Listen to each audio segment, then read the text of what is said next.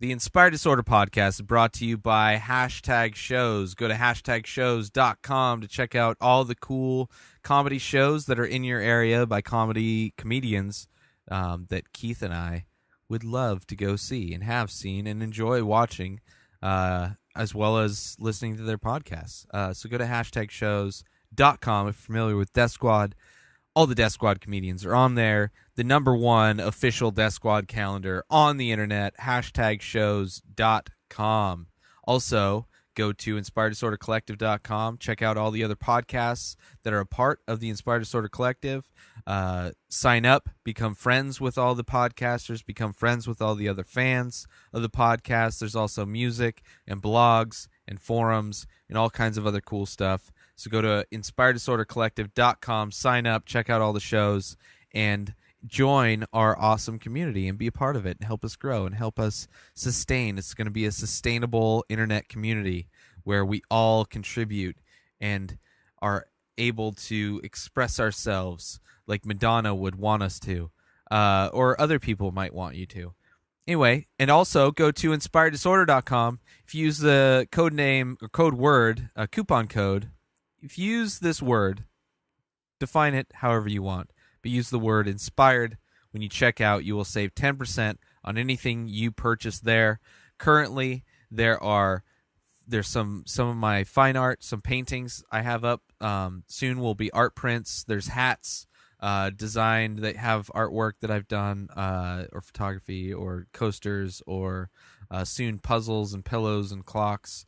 But there's coasters and hats and fine art and playing cards, a cool deck of cards that you can play with your friends with the Inspired Disorder Collective logo on it, or the Inspired Disorder logo on it, like all kinds of cool shit.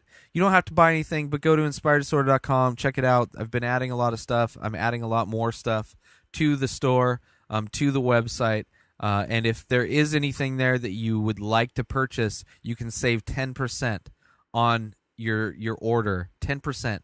And by using the coupon code INSPIRED. And also 10% of that money will go to Keith Spurlock to help support Keith Spurlock and Keith Spurlock's comedy. Maybe get that motherfucker a phone. So it's a 10% swing both ways, man. You save 10, he gets 10, helps support the podcast. So do it. InspiredDisorder.com, InspiredDisorderCollective.com, and hashtagshows.com. Do it, son. This episode, we have Robert Garza from the Pursuit Podcast, also known as @GarzaRobert on Twitter. Awesome podcast, little technical difficulties at the beginning, but we get through it, son, because we're soldiers. Listen, thank you, love you, peace.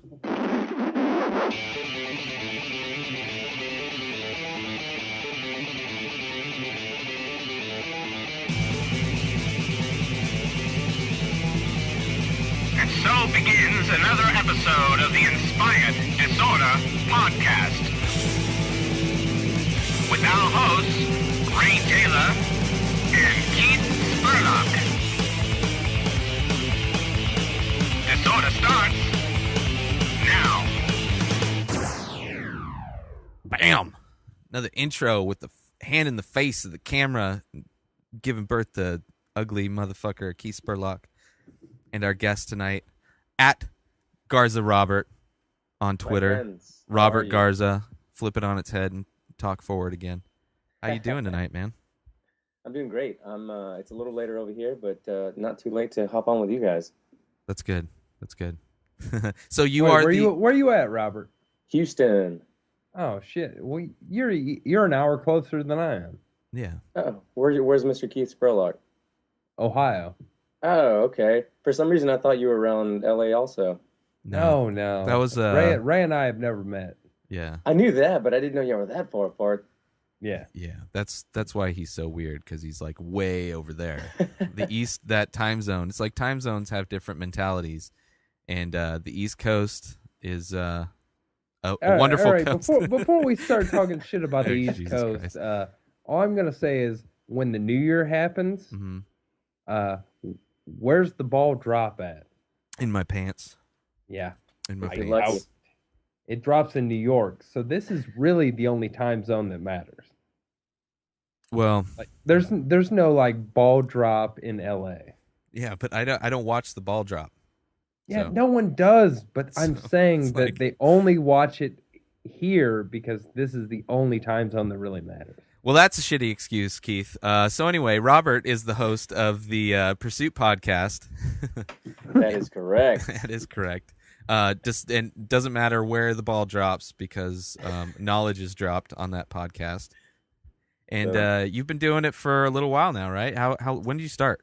Yeah, man, I actually started like June or July of last year, so it's creeping up on a year already. Nice. And you're in your like 50 episodes or so, right? Yeah, literally just posted 53 before I hopped on with you. Nice. And who do you have regular co-hosts, or is it just friends that can come on? Because do you do call-ins, or is it just all live? Yeah, I do some call-ins as well, Okay. if I can get them in there. Yeah.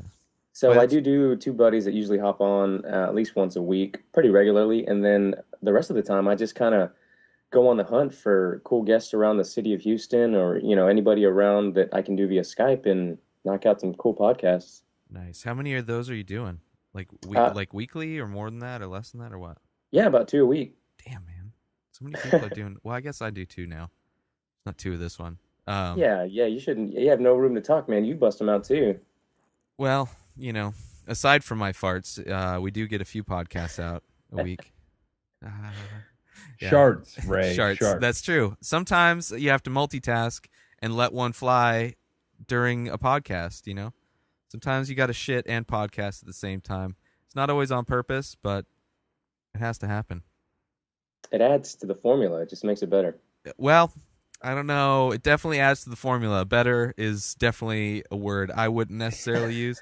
It could have definitely been worse. It was a very minor shart.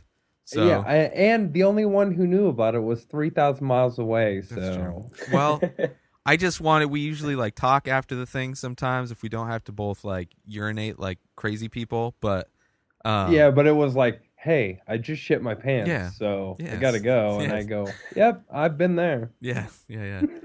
I'm glad we've all been there. Yes, you're like a human if you shit your pants. If you My never, girlfriend still swears she's never shit her pants, Well, she which may I not can't believe it. imagine is truth. yeah, she may not be human. Like it could be it too. I don't know. But she's so honest about everything else. Why would this be the one thing that she holds on to so tightly? Is like, yeah, I've never done that. Chicks are weird, man. Chicks are weird. Chicks do No weird argument shit. there. Yeah, Yeah, no one's gonna argue with that statement. I know. That's why I said it because I like to be right. So podcast. So is it just a general? I mean, I've listened to it, but I want you to. I want our listeners to know what the fuck it is. Although most of them probably listen anyway. So is there any kind of format, just like general discussion, like a lot of podcasts are, kind of like ours is, with the baby rape added in time and We haven't time? gotten to That that yet. We was haven't. pre-show there, buddy. I know. You gotta remember what we said during show and pre-show. No, I know, but that's I still, did say baby rape pre-show, okay, everyone just listening. yeah, it's So, okay. Thanks. It could be a Thanks, Ray. joke. People that don't know what we were talking about pre-show will still laugh at the fact that was said. But now that you brought it up, and have to, Jesus. Now you've called me out for baby rape. yeah, it's like, I mean, some people have problems, Keith. We just want you to get over it, and we want you. To You get don't better. want me to get help. That's You true. just love you're, the material. You're way too interesting with your baby Yeah. rape stories. So, no baby rape on your podcast? I mean, if it comes up, it comes up. I shy away Once? from no subject. Yeah, It's been brought up. I dabble in everything. yeah. And you've had David Seaman on your podcast. A few Yeah, I times, actually right? had him like last year. Like he was one of the first like 10 episodes that I'd done. It was really cool having met him, and that's where like all of the I guess you can call them Death Squad Houstonians came to meet up for the first time, and from there it's just like grown. Absolutely, man. That's cool. Now, would you like what in your opinion? This was asked to me recently, and I want to ask you, what's your favorite episode? Oh man, Yeah, it's a fucking shitty question, but that is a very shitty question. I think I have like a top three. Well, damn, I'd have to say four. Siemens was one of them, really cool because we had to do it in person at the bar. He came down, and that was when he was running for Congress, and he had like a kind of thing he wanted to get across, points that he wanted to get across. So we talked about that. then after that, we did my podcast and then drank some more wine and then just kept talking after that. So that was really, really cool because we got to all be there and do it in person. Yeah. It was a group too, so it was like a live audience also. Wow. Look at you. Yeah, it was man. really, really look at me, huh? But after that, it was like not David Seaman, Adam Scorgi. That was awesome. He also did it live because he was in Houston a couple weeks ago and he hit me up and he was like, "Hey, let's do a podcast." I was like, yeah." Nice. So we came in, sat in the studio, and from there, we just talked like we'd known each other forever. And that's at the end of that. If anybody that listens to it can hear how I came around to making the shirts for the Union and the Culture High, which you can find on my website. Really? That's awesome, Yes. dude. That's sweet. Because Very, Ray very makes cool. shirts for the Naughty Show. Oh, really? Yeah, I just did. I thought you said shorts for some reason. Like film shorts is what I meant. What I was thinking. Shirts. Yeah, I just did their Illuminati design.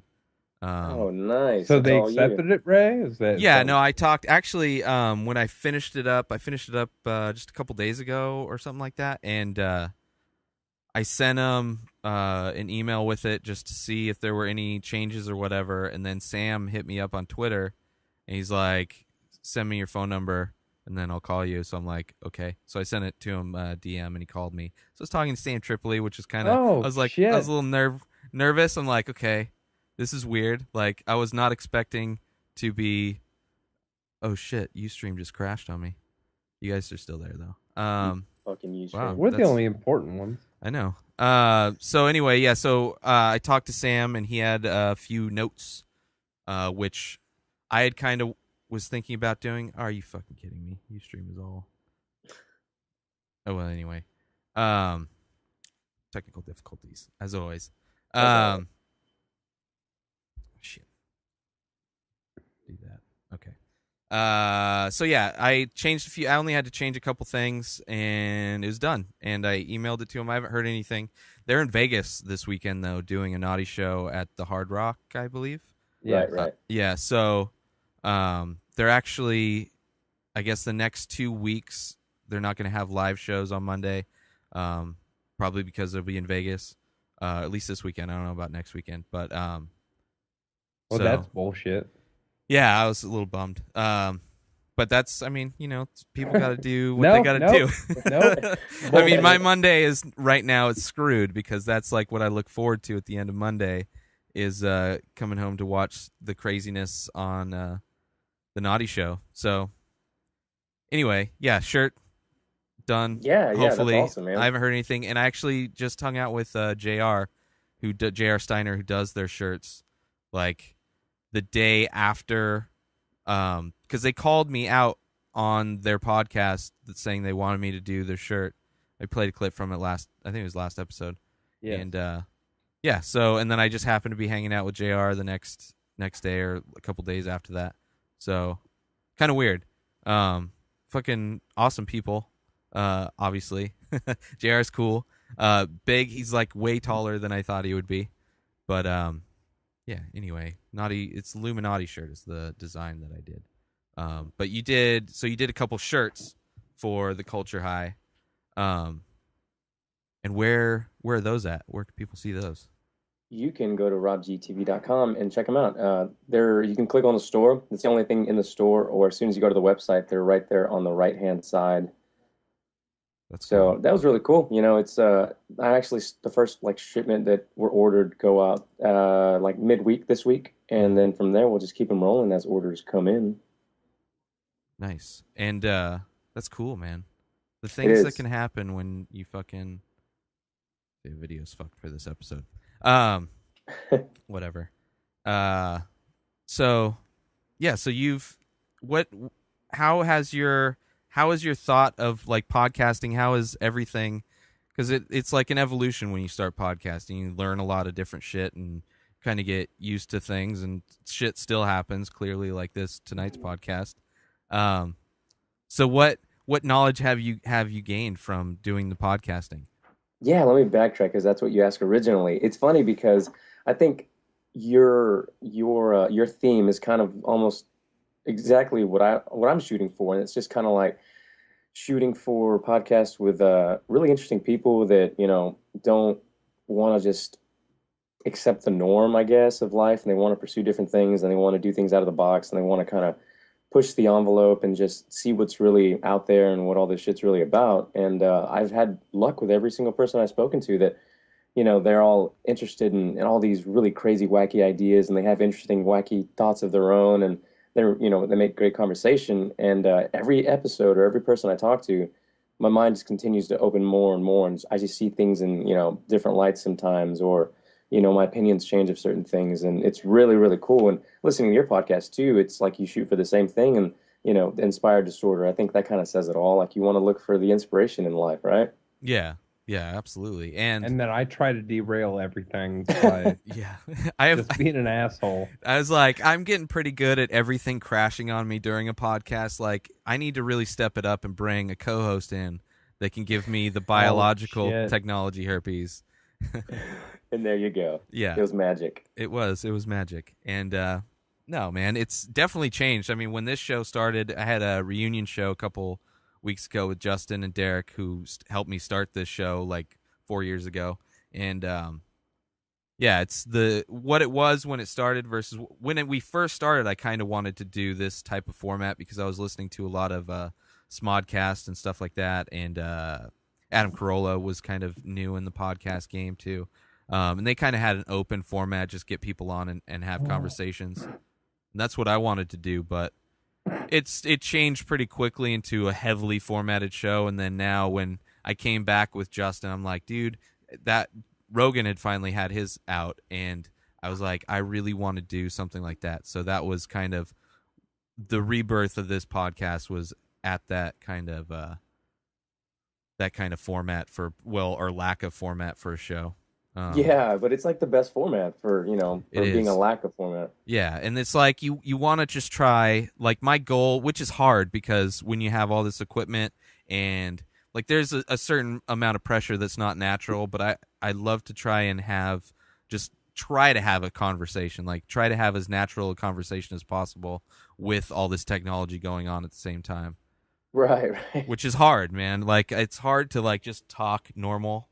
I don't know. It's for me anyway. It gets difficult to, and it doesn't seem as natural. Plus, being in different places, I've only had one podcast. It's so hard to do a podcast in separate places, and I know that I'm used to it by now. But the podcasts that I've done, like with Izzy or with Drew Sample, the Sample Hour, like in person, it's such a different feel because you can look in people's eyes. When their cue is that they really want to say something. Yeah, it's a totally different feel, and I think that's what makes a really good podcast.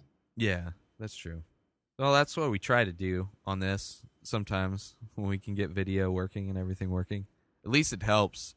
It does, because that's when we started doing videos when you came on. Yes. So. Because a 24-hour podcast, I think, was like the third time I had tried it. But anyway, so you've also met Robert. You're still here. You've also met like a bunch of the Death Squad Houston. You've met a bunch of Death Squad people, and then have you gotten to meet a lot of the Death Squad comics and Honey Band and all that kind of stuff? Were you into comedy before? How did you? Okay, let's start kind of at the beginning. I always do this, Keith. I know. How did you get into podcasting or Death Squad? Well, yeah, that's a good question because it's funny. I've been doing this almost a year, and this is literally probably like the second show that I've been a guest on. Back in the day, if you remember Organized Chaos, yeah, he's in Austin, and when he had his podcast going, he had me on. But then again, that was like October of last year, September. Yeah. So since then, I haven't spoken on any other podcast, and I haven't had this question asked, but it was like a year and a half ago or 2 years ago that I came back from Sam Houston State University, and because I was just like not committed, I guess, at the time to continue it. So I came back and attending here in Houston, and like now I'm not doing it at all because I kind of lost, that flame kind of just flickered out completely. Mm-hmm. And I'm just working, kind of doing my own thing, and I started working at an office, dude, and it was just one of those cubicle jobs where I had like 3 walls around me, 2 computer screens in front of me, and I was doing a type of like medical credentialing, like background checks on physicians. Mm-hmm. And I was pretty much losing my mind by like week 2. And I'd already listened to all my music on my iPod, and I'd never listened to a podcast before, but I just went to podcasts in the iTunes app. And I went to comedy because that's, between the comedy and music, that's what interested me the most. And I went through all the top 10 in podcasting except for Rogan's. So Corolla, Pete Holmes, everybody that was on the top 10. And finally, when I listened to all the rest of them, I was like, I guess I'll give Rogan's a try. Because at first I thought, what's he going to say that I want to listen to, right? Yeah, and yeah. boy, was I wrong. I listened to it, and then from that, it was like episode, 90 something. I went back and listened to everything before that and have been listening ever since, man. And that's what like shifted my, I want to say, it sounds kind of retarded to say that's what shifted my entire thought process, but like that really did. It changed my outlook on everything. Yeah. Oh, yeah. Me too. Or at least shifted a lot of key elements in my life. It's changed a lot of people's lives that I know. Yeah, that's true. And Rogan talks about it all the time. But yeah. Like if I ever do meet him, I'm gonna have to be one of those thousands of people that said, "Listening to your podcast changed my life." Like, I've done it twice, man. It's I'm okay, like, you can do it. I wouldn't be doing stand up now, like if it weren't. And you know what got me into it? What got me into the Rogan podcast for me was I was just on YouTube and I was clicking around and the Machine story came up. Oh, nice. Or actually, I love the UFC, so I was looking up UFC and it came up Joe Rogan, and I clicked on Joe Rogan, and from Joe Rogan, it was like the Machine. Yeah. And it was the animated one that looks like South Park. Wow. And I watched it, and I was like, what the fuck? And then I saw another one that was the actual story from the podcast. So I clicked on that, and I watched that. Then I watched the whole podcast, then I watched from there. But I did get a chance to tell Bert Kreischer that he did help me get into comedy. So that was awesome. That's cool. Awesome, man. That's cool, man. So on my end, pretty much to sum it up from there, I stayed at that job for like a couple more months just because I just gotten back from college or whatever, and I needed to make income to pay for shit that you need to pay for. Yeah. But as soon as I could, I found something that kind of gave me more time back, because that was like Monday through Friday in the office from like 7 in the morning to like 6 in the afternoon, and it's like an hour drive from where I live because it was in Houston. Mm-hmm. So yeah, I was at work pretty much for like 12 hours a day every day, and it sucked so bad, and I was dying inside. And so I found another job that alleviated a lot of that stress and gave me some time back. And now I wanted to do a podcast too for a long time, and finally through the wonderful Twitterverse, I came across Postal Poet, and that's how you and everybody else kind of came in the mix. Yeah. You did like one episode with Postal Poet. Well, I wouldn't call that an episode. I watched that live. I don't think it ever came out, but I was on it, and that was a weird episode. Yeah. I watched part of it live. Yeah. That was interesting. Yeah, kind of seeing how everything a lot of people got started. There was some interesting, because I've been on a bunch of like FAC. I've been on there a bunch of times. I know Gonzo Green trying to do podcast a few times, getting on there, and there's a few like test podcasts that I've been on that were very interesting. It's weird, but then it's weird to see how like people actually stay with it and evolve it and stuff like that. But it's so cool, man. I can't put into words how cool it is to just see your own little project snowball into something bigger. Yeah, and it's crazy how like the technology is easy enough and it's accessible enough to where pretty much anybody can do it. I mean, like especially if you have the talent that Mish does to be able to do it by yourself on your phone using your car stereo as a a soundboard. Like you could pretty much do it with anything. So I don't know. It's kind of a weird medium that, like, who would have thought growing up like that we would be basically doing talk radio. Like that's not something that was ever cool, at least for me. It was never cool growing up. I mean, I never listened to talk radio. Like as a child, like that wouldn't have seemed like something that I'd be doing later on in life. Yeah, I'm right there with you, but man, am I glad it came across. Yeah, it's kind of weird, man. It's kind of weird. And it's like also weird when you see like a younger kid like that reporter kid who's doing it too. Like a generation like 20 years, well, almost 20 years after mine, that, you know, he's doing talk radio, but, you know, I guess it's through a different lens of the internet. So, you know, it's you get more cred because internet stuff. But so were you into comedy before, like stand-up comedy? Did you go to shows? Or you just watch it on TV? Yeah, I would just watch it on TV.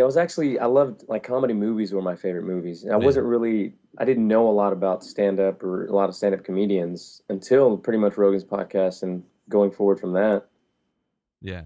So, but now you go to shows, right? Or you like Death Squad shows and stuff? Oh, yeah, man. Now, like, ever since I stumbled on his show about a year ago now and started doing all this, or even longer, I guess, since like 2 summers ago, I try to attend when I can. I've seen like Brian Callen, and the most recent one was Duncan in November. Actually, I haven't been to a comedy show since November, so it's been a while. But dude, we got to hang out with him forever. It was like we shut that place down. Like they had to ask us to leave. Wow, Duncan Trussell. I saw him at an ice house, and it was like a really short set, but like it's amazing how similar his podcast is. I mean, I only saw a short set, but like how similar his jokes are to his podcast as far as like how he frames stories and how he kind of describes things. I love it. Yeah, he integrates it really well. Like it's like he's talking to the microphone, like doing his podcast, but he's doing it to an audience, and you can't even tell the difference. That's awesome, dude. I love, he hung out with us and a bunch of our friends in Ohio after a show the first time I saw him. Well, the only time, I guess. But he hung out with us for like 2 hours afterwards too. So it was just one of those. It was like me, Mitch Nutter, Izzy Rock, Jason, and a few other guys, and it was fucking awesome. Yeah, I haven't hung out with any of them, but whatever. Whatever, guys. I don't meet and up you with... live right by all of them, man. Yeah, I know, right? Yeah. Well, I always have to, like, I don't know. I have so many excuses. Don't even get me started. But whatever. So yeah, I love going to see comedy now. Well, first, what were the first time you went to go see one of them live? Like you listen to their podcast and then you go see them live.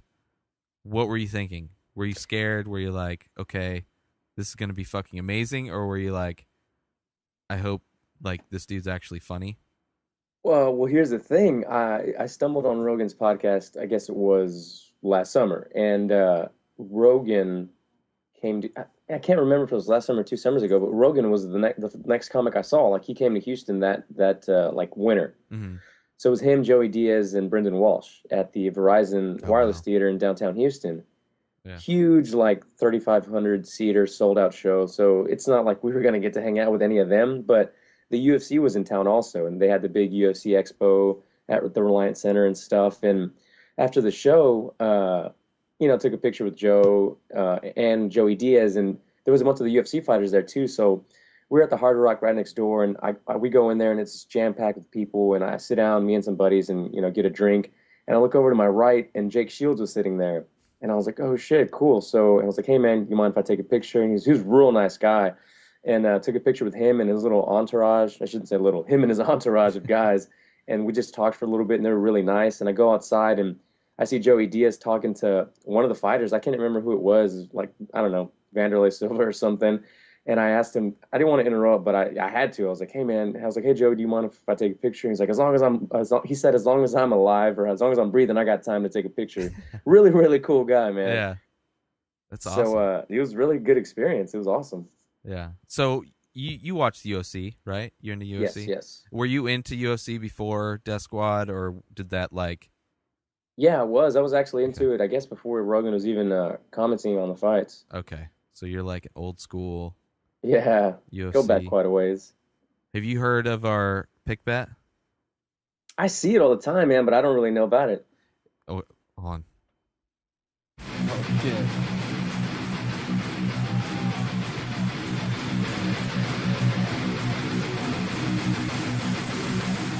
This is the moment UFC fans around the world have been waiting for. That's right, it's time for the #1 fantasy UFC game ever. Pick bet. It's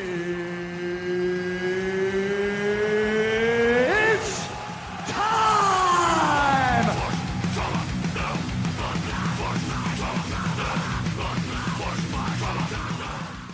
So let us talk to you about pick bet. First of all, let me tell you how much I love that drop. Thank you very much. So it's the game Keith came up with. Keith, why don't you explain pick bet? Now, pick bet is a game where two people bet on a UFC card. Now, you bet top to bottom all the fights. You flip a coin, do whatever, jack each other off to see who wins first. Somebody gets the first pick. And then from there, you go and you pick strategically through the card. Taking turns back and forth. Yeah, back and forth of the fights that you think are going to win. So I might think that the main event's going to be a shoo-in for one guy. I'll pick that first. Well, the next guy might know that the last card is a shoo-in, so he'll pick that. And you go back and forth through the whole thing. Yeah, so there's no order. It's like basically like a draft. Each fight card is a new draft, and you're against one other person, and then you draft your fighters going back and forth. And then, so you might have to root for a fighter that you either don't know or don't like. Yeah, because you only get to choose half of the fighters you end up with. So, yeah, so it's kind of like a fantasy MMA kind of thing. And then that sounds way more fun than any of the other fantasy games out there. Like yeah, fantasy football, and baseball, and all that shit. It's super easy. You don't have to keep track over a long period of time. You just see who you're matched up with. You pick the fights, and then after the fight's over, the winner goes on. We've done it. The first one was first we were just doing kind of random. Hey, I'll pick bet you this week. Yeah, and then Ray and I went back and forth for a bunch of weeks. Yeah, and then we did we just did a double elimination tournament, and double elimination is way too much for a pick bet. So we're gonna start a single elimination. It was like 7 cards. Yeah, it took forever. But it's so much more fun watching fights, and it's like the entire card from Facebook, prelim, main card. So you're watching fights where you have no idea who they are. Most of them, like especially on the Facebook card, they don't have like Wikipedia pages. You can't do any research on this guy, so you're kind of just guessing. So there is an element of luck to it, but then strategy comes in when you go to draft or pick your fighters. Because if you know it's a surefire win, you pick them first, and then the loser, the payment at the end. If you are the loser, you have to take a picture of yourself holding a sign with a very sad face, saying that you lost to so-and-so, doing a pick bet because I murder babies, rape babies, or both. I do both, one or the other.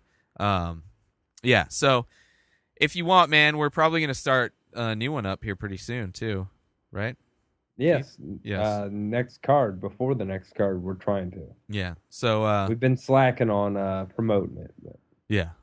Well, people are Well, let's get this shit going then. I know, right? So if you want, man, I'm sure we'll be tweeting about it because I gotta set up a new bracket system or whatever. So we'll get the names and all that shit. But it's fun, man. It's so much fun watching. And then you're watching fucking 10 hours of fighting, almost 7 hours of fighting. Yeah, it feels like it. Because it's like my Saturdays are gone. When slowly. Yeah, well, not even that. Just my Saturday's gone because I'm watching Facebook fights starting at like 3 or 4, and then the main card's not over till like close to 10. So it's like that whole day is just gone. Yeah, fuck you, man. For me, it's like I gotta. It doesn't start till 6. Yeah, and then I gotta be up till 1. Oh, boo hoo! I'm up till 1 anyway. So. Yeah, but you know how drunk I am by that time? Well, but that's you should listen to Robert about your drink, pace your drinking. There you go. See? Have a drink, have a cup of water. He's a smart man. Drink some water. I never do that. Yeah, that would be smart if I really didn't have a drinking problem. Yeah. Well, if you ever forget your problem, you can do that. All right? Yeah. Yeah. Right. Or just, if you run out of a beer, just drink another one. That's what I do. Okay. Well, there you go. So, seems to work. Anyway, so did you watch the crazy, super weird was it the last card? Yeah, man. Yeah. Bizarre. Let's What? talk about. How about Chuck Congo? Come on. What about Chet Congo? I'm like, I like the guy, but He got released. yeah, I know. Well, he just got knocked out. He hasn't been that good. I mean, he beat Pat Barry. He's the gatekeeper. Luckily, he was the gatekeeper. You know, I like the guy, but what do you think about him? Oh no, I think he's a super athlete. I just thought it was bizarre that he got knocked out like that. Yeah, I mean, well, it is Roy Nelson, but did it seem like maybe there was prior damage that helped? Did somebody loosen the jar, as it were? I think you may be onto something. Maybe, I don't know. I had a show that night, so that is the Phantom card for me. Yeah, it's a weird card, man. What fighters are you into? Like, do you have favorites, or it doesn't matter? Yeah, which ones would you sleep with? Yeah. If we're gonna go there, I would have to say Team Alpha Male #1, Mr. Oh, Yash. you like the little guys? You like the Munchkins. I guess it kind of goes with the chicks. I like little chicks. I had to say the little guy. All right. Yeah, I guess that's where you got to go. You want something that you think you have a chance against. Yeah, something I can just pick up and have my way with. All right, that seems logical. Yeah.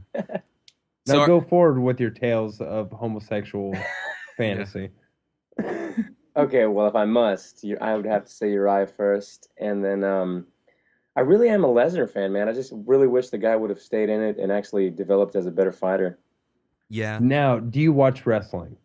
I did, man. When I was a kid, like... Now, I did too, but what are your thoughts on it now? I haven't seen it. I don't remember the last time I saw like a Monday Night Raw or a SmackDown. I honestly, it's been like years, man. Yeah, me too. But I mean, like, just what? All right, what made you stop watching? I should say. Honestly, I think I just started working and didn't have time to catch Raw or SmackDown anymore. And then before you know it, it's been like 5 years, and I'm like, yeah, I just didn't have interest to go back and watch any of it. Yeah, same here. Really weird. Now it just seems too goddamn fake.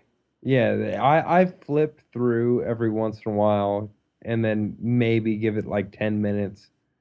And it's just so ridiculous that I'm like, all right, I can't do this. Yeah. What am I doing? Yes, I'm not 12 anymore. Yeah. These drinks don't even make it appealing. Yeah. Me and my friends right after I graduated, me and my friends used to hang out and get super drunk and high and watch Monday Night Raw or SmackDown or whatever. And that was hilarious because we would just sit there and make fun of everything that was going on, even though we were actually watching it. Something tells me a lot of your stories start like that. So me and a bunch of buddies were just getting drunk and high, running around. Next thing you know, I got a thumb up my ass. Every one of my stories starts like that. But that's just because ever since I was 17, that's been my MO. That's your routine. Oh. You don't do a whole lot. There's just not a lot of stories without you getting drunk. So I got high. drunk and high, and then I went to school. So I got this new tube of Colgate, and I got totally drunk and high, and then I all. brushed my teeth. Yeah. And now my teeth are clean, but beer tastes like shit. No, I get over that.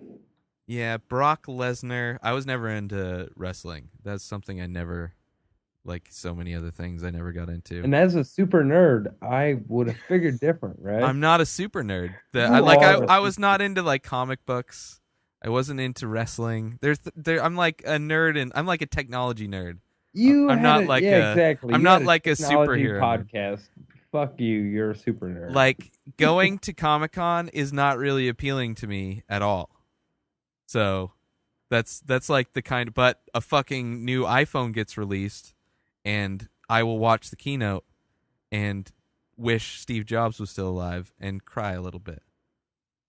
Yeah, I'm right there with you, man. I do all those things though. I'll watch wrestling, I'll watch the keynote, and I'll I don't know, pick up a comic book here and there. See, he's way more of a nerd than I am. That's why he's on the show, because I need to get in touch with my nerdness. So what do you think is going to be in the new iPhone? What do you think they're going to call it? I don't 5S? even.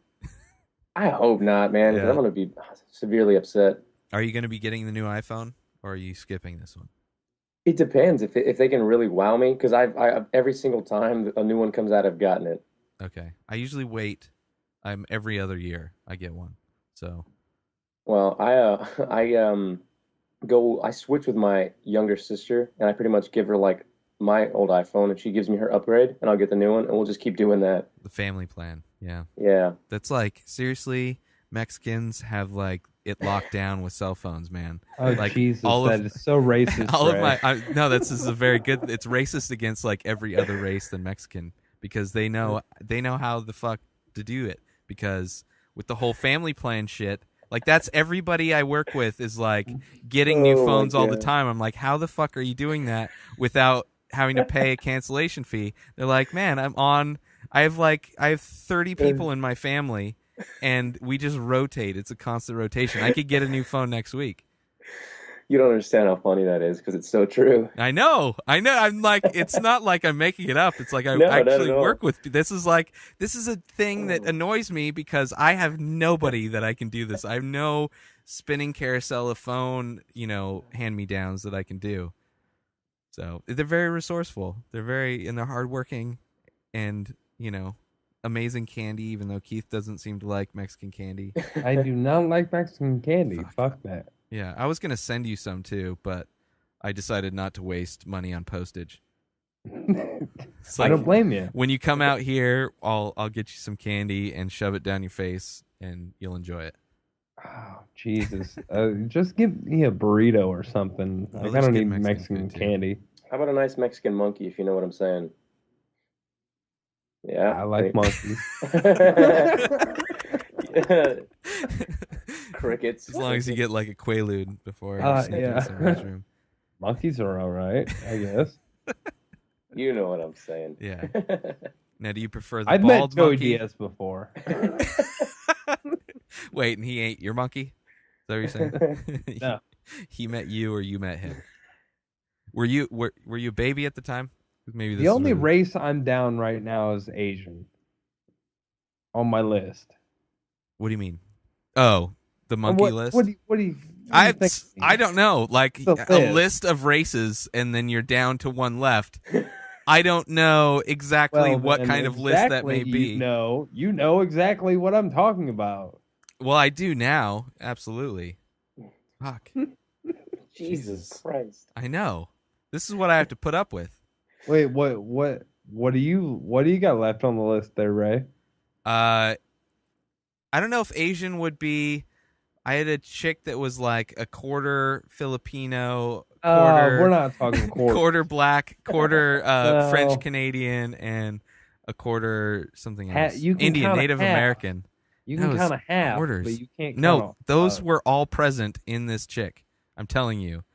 Fucking French Canadian, Filipino, black, and Native American. Especially if she That drank. doesn't count. No, that's she's a gotta fucking. pick If one. you don't know what She's gotta hand pick of one in cards that you were dealt situation. with that, you need to You get the can't fuck. count them all. Yeah, no, you have to, because you see No, those things no, like you they stand cannot out. Count them all. Anyway, she was a mutt, so there you go. So no, I haven't had Yeah, the Asian. You count that as a mutt. So I haven't had an Asian, haven't had African American then. I haven't had Native American then. Native American isn't even that's not even a checkbox. No, That's but a for other- her that's it a was other. though. So it's like that's No, I had no. dude, that was like my wild card. That was like 4 and 1. That's the other. Canadian, Native American, Checkbox. black. Yeah. That dude, that was like, how could I not? How could I not? How could I? It's like that's like just 2 in the hand, or 2 in the hand and 4 in the bush. Whoa. Wait, I don't Jesus. know. 1 in the bush, 4 in the hand. I don't know. There you go. There, 4 on the floor. V8 cylinder.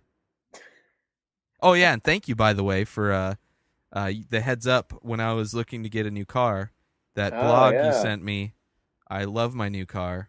Wait, Oh, are you would you trying end to are you trying to switch subjects about new cars when I'm talking about No, I list? just- talking about list. I s- Wait, no, we didn't get to our guest. Oh yeah, sorry, our Who's guest. next? My bad. on like Mr. Garza. What's your list look What like? do you have left on the list? I'm gonna just make it simple. I stick primarily, and this is just for now. Things could change to the main two. I shouldn't say main two. Okay, now what's the main two? Oh, that's going white Mexican. You know he's going white. Exactly. Oh, yeah, that's true. Exactly. White and Mexican. I mean, you really can't go wrong. Not to say that the other ones don't have a lot to offer, but I mean, I'm just saying. You can go wrong. You can go wrong with any of them. Not that I'm racist against. I'm not. I mean, not that there's anything wrong with it. But No. not that there's anything wrong with that. No. I mean, sometimes. Listen, crazy chicks don't give a fuck about what race they are. That's right.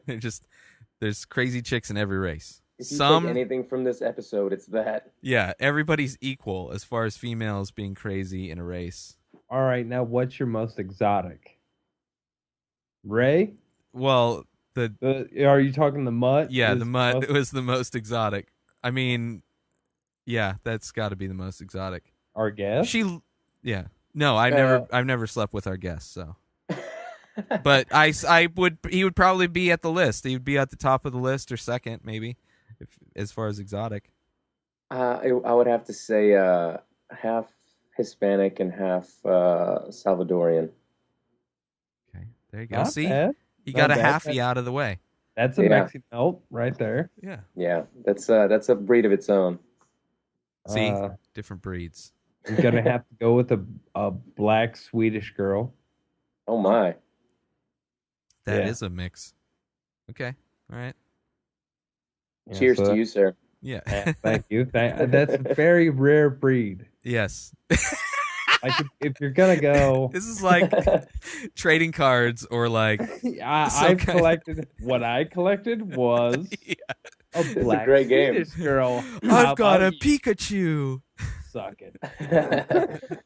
Oh I've got my a God. Gandalf the Great. What do you got?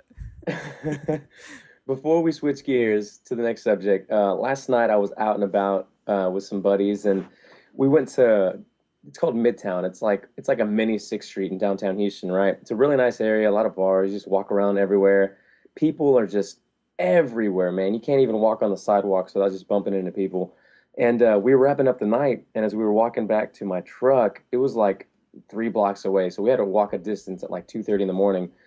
One of my buddies said something to a girl walking back on our right side, and some chick that was sitting on the left side thought we were talking to her, and her boyfriend was sitting next to him.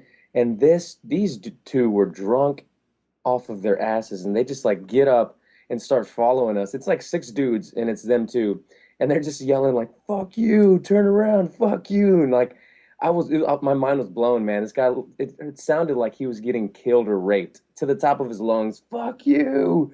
Turn around!" And I'm just like, what the fuck is going on? People, Keith, tell your people to be quiet. Did you get raped though? No, but that guy it sounded like he was getting raped. Well, I mean, he might have been. Yeah. Was he yelling fire as well? You have to, You're right? supposed Otherwise, it to won't yell help fire. you. Exactly. Yeah. Otherwise, it won't help you. I never hear anybody yell fire, so no rapes. Never. Therefore, you don't help anyone. Yeah, That's just exactly. like car alarms. Yeah, they're Has fucking anyone annoying. ever heard a car alarm and thought, "Oh my God, someone's car's getting broke into"? Yeah. So true. You hear it and go, "Jesus fucking Christ, hit the button, asshole." Yeah. You It's like, just think they hit it by mistake. yeah. Exactly. Every time it's never, "Oh, someone's car must be getting broke into." Never. It's never. more like they're lost and they're looking for it. Yeah. Or it's way too sensitive and a cat landed on it. But I will give you this. It does make people look around. Yeah. That's true. Like, where is that noise coming from? What if Maybe I should look. What if the car just like lit up, like a bunch of lights, just spotlights everywhere shining out of it? That would be way more effective, And I think. It wouldn't wake in you the up. nighttime. That's You would true. just get a lot of daytime Damn criminals. it. Damn it. Who robs a Well, it's car in the hilarious. daytime? Fuck. Well, what if it's like it casts a shadow over everything towards the day? What is this, the fucking smoke monster from Lost, asshole? I don't know. It I doesn't don't work watch like that. I don't watch Lost. I don't know what that I means. know. That doesn't mean But anything. everyone else on Earth does. Yeah. So I don't watch Lost. Shut your goddamn... You're a guest here. Yeah. And that's why he is right and you're wrong, Keith. Oh, Jesus. Yeah. Lost. Fuck out of here with that. Yes, I have never watched I an get episode. the last episode sucked, but the rest of that shit was awesome. Fuck you guys. And your argument of like, what if it was a week-long TV show and the end of the TV show just sucked, is still a bad argument because that's a shitty week. If it ends badly. If you've had an awesome week until that last day, that week still sucks. Yes, because the whole week has been this story, and the end of the story is shitty. That's still fucking 6 good days to 1 bad. No, still not. No. It's not a good argument. You fucking glass half empty asshole. Well, with that, yeah, no, it's not half empty. It's like you're like, fuck that, yo. It's like drinking One a bad beer day in a week. All right. Fuck that whole week. It's like I drinking had an a awesome beer. Time the rest of the time, but fuck that one bad day. Yes, it's like Came at the end. drinking a beer, and that last bit of beer is like fucking donkey loads, and you're not even on Fear Factor. Jesus, that was a shitty beer.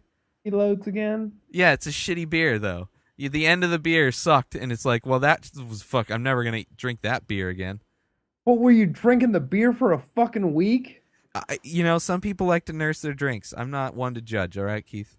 I'm not one to judge. Well, at the end of a week, I would hope the last drink of beer really sucked. Well, maybe it's a special kind of beer that is, Never directed by goes J.J. Abrams. All right. Jesus. Star Wars. They're making new ones. I know. It's weird that he's doing Star Wars and Star Trek. I'm not a fan of that. I'm not a fan of that at all. What about you? Do you have an opinion on this, Robert? Not really. I mean, I like Star Wars, don't get me wrong, but never got into Star Trek, and I never really got deep into the stories. I just like the movies, so I'm not really that much of a nerd on those. Oh, you went from a well-rounded nerd to a multi-dimensional nerd. No, don't get me wrong. I like it. Please take me back. Okay, well, I'm like, you're way more of a nerd than I am, so I don't have that authority. You'd have to talk to the council members that will be in San Diego for Comic-Con. I think they convene somewhere in the Gaslamp District. Convene. Yeah, they have their meetings of the minds. But, yeah, I don't know, man. I liked the J.J. Abrams Star Trek. I liked it a lot. A lot of lens flares, but I didn't mind that. It's just I don't know. He's like competing against himself. It's like a monopoly of sci-fi movies. Is he doing the episode, what would it be, 6 or 7? I don't know. I don't know what they're doing with Star Wars. Well, they're doing 2 different movies. They're doing like a Yoda movie. It's like a prequel, probably. Which is, like an independent of the actual saga movie. And then they're doing like a continuation movie. Okay. Well, either way, I'm nervous, and I don't know. I don't really care that much, actually, after the last 3. After what what's his name did? George Lucas. What's his name? Lucas, yes. Lucas, after what he did with the Star Wars, last 3, and also pathetic. fucking Indiana Jones. That guy can go. I'm glad he retired. I'm glad he sold Lucasfilms, LucasArts. Have you seen the documentary, George Lucas, The People versus George Lucas? No, but I've heard of it. Inspired. Yeah, that's one of my recommendations. Watch that shit. It's hilarious. I will have to do that. It's on Netflix.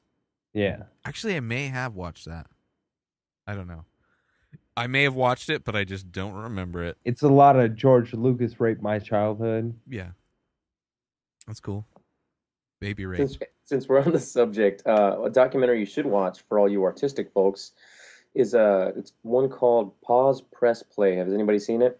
I have it in my queue, but I haven't. What was that about again? I forget. But yeah, it's a must. It's like kind of shows like what music, art, and everything has come to from, having no technology to like what we have now, and just the ability to create such great art when in music and film and anything creative because of the time we live in. And it's just a really good documentary. It's very inspiring.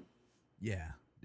That's it is amazing. I mean, that's the reason why so many of us have podcasts, because the technology Right. is there and we've grown up with it. Like, I was thinking about it. I started using Photoshop at 3.0 and I looked up to see when it was, and that was in 94 when that came out. So I've almost been using Photoshop for like 20 years. It's like I grew up with an application basically. So it's like fucking, it's really weird, and like the applications have gotten way better now. So it's, as far as barrier to entry and what they can do, like even if you get a Mac and the iMovie app or the GarageBand app, like they're so easily set up that almost anybody can kind of throw some shit together. So it's fucking technology, man. Gotta fucking love it. I'm a geek. Technology. So what do you think of the Man from Earth? Yeah, so Keith talked about on the last podcast this Man from Earth, not documentary. I think far from a documentary, but it's the premise is pretty cool. It's a horribly shot movie. Horrible acting. The writing isn't that great. The lot of it's horrible. The premise is fucking awesome. Tremendous. Execution. I've seen a lot of shitty independent movies, so I almost shut it off. I was like, "What the fuck is Keith making? Why do you recommend this shit?" Once it got into the religious shit, the premise, that was really cool. But the premise is like it's this caveman who just doesn't die. So he's almost like, and they even reference that he's like, "Oh, you're like a vampire caveman."